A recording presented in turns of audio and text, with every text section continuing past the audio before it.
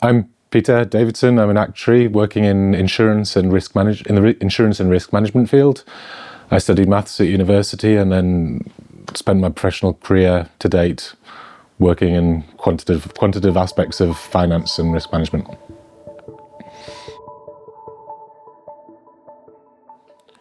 So I think the fundamentals of STEM, I think basic numeracy and form the foundation of how the world works, right? So I think for a start, day-to-day life, right? If you've got some basic numeracy, I think at a minimum, it makes certain aspects of daily life much easier. Now, the way the world's heading, it's increasingly digital. Computers are behind everything, so there's an app for everything these days, and STEM lays the foundations for understanding how it all works.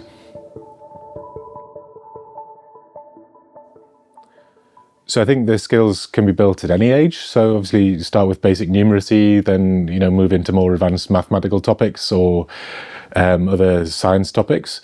I think having a grasp of how computers work, I think, is key for everybody these days, and certainly for the younger generation, it's becoming more and more key. And I think the barrier to entry has been getting higher as well. So for certain jobs, it's a must rather than where it used to be a nice to have. So I think having some understanding of the basics of how computers work, I think, is of advantage to anybody these days. So I think my experience, my anecdotal evidence, I've not had a big problem actually in the last sort of 5 to 10 years of hiring people. I think there's been, if anything, a lot of candidates to choose from, which is quite a nice problem to have. So I don't see that directly affecting my industry, to be honest. I think there's pressure for people wanting to get into the industry rather than kind of not enough candidates available. I think there's a bit of a responsibility on companies to make sure they do maintain a steady flow of junior roles, a kind of a balance of junior to mid to senior roles. Because I think what we've seen in some industries, especially with the advances in technology, there's a bit of a squeeze of the junior roles. So they say, well, actually, we don't need as many junior roles because it's easier to automate things. So I think there's more competition to get into the junior roles, which have, perhaps been reduced due to advancements in technology. So yeah, I think it's rather a shortage of jobs rather than a shortage of people.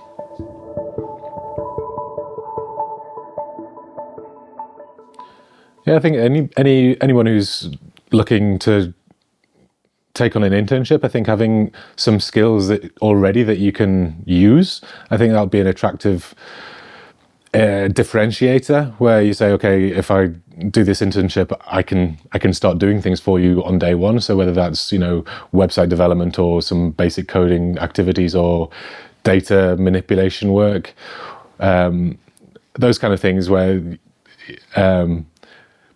people can use that straight away without too much kind of on-the-job training.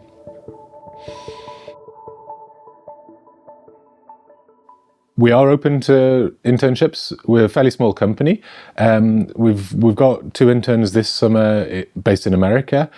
What we look for when we hire interns is, how can we work with them? So it's always a challenge. Are there any specific tasks or projects where we could get somebody involved and they'd make a meaningful contribution? So there, if the interns have got some skills that overlap that match what we're looking for, then that's what we'd be trying to set up, basically, where we say, well, we've got some interns, they want some work experience, and we've got some work that matches their skill set. So I think it's having access to interns with some skills rather than teaching interns those skills on the job. On the flip side, then they get the work experience, they get some understanding of the industry.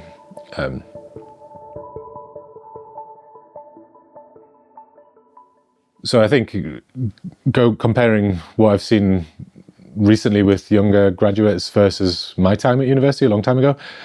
I think everybody's already stronger with computers. I think there's more focus on programming and data management and data analytics skills than there used to be. And I think that's partly a function of the technology that's improved. So certainly the way we use computers now has changed versus how we used them in the past.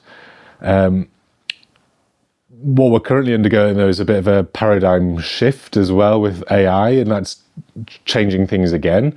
And it's hard, quite frankly, hard to predict what is going to be the most relevant in 10 years' time or in 10 or 20 years' time, and how we interact with computers is changing right now as we speak. So I think trying to keep involved in it, keep up to date with current developments, I think is the most important thing. So at least you don't get left behind, because I think expecting educational institutes to be at the front of that, I think there's always a lag between current developments and educational syllabuses. So I think if you can keep in touch with current developments, regardless of what the school is currently teaching, I think that's going to be an advantage and puts you at the front of the field.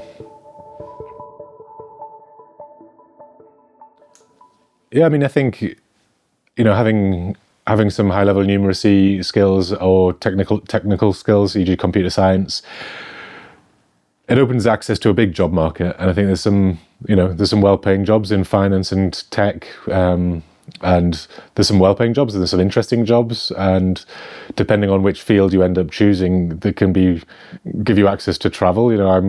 I'm living in Switzerland. I went to school in England, right?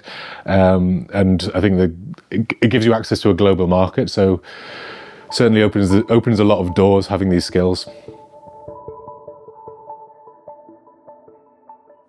So as a parent, I've got 2 young children. I'm trying to encourage them, but certainly very basic numeracy. So numbers games wherever it's possible. I think that's the age of my kids. That's very basic counting games at the moment. But certainly going forwards, I think just getting them involved, getting them trying to think about numbers as much as possible. And, it doesn't have to be over the top, but just simple arithmetic, I think, is a starting point.